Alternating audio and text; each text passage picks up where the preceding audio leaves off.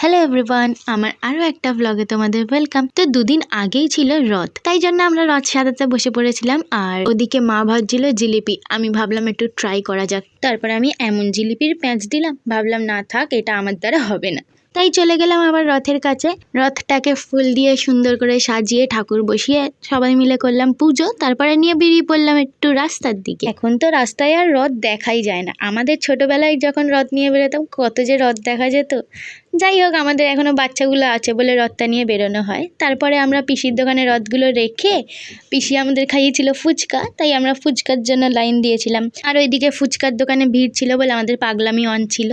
আর মিঠি এদিকে বলছিল আমি ওদিক থেকে ফুচকা শুকনো নেবো আর এদিকে জল নেবো কল থেকে। তারপরে ফুচকা খেয়ে আমরা রথকে উড়িয়ে উড়িয়ে নিয়ে চলে এলাম বাড়ি। তারপরে মা বানিয়েছিল জিলিপি, পাঁপড় ভাজা আর পেঁয়াজু, সেটা খেয়েই শেষ করলাম রথের দিনটাকে। তো আবার দেখা হচ্ছে একটা নতুন ব্লগে। এখনের জন্য বাই।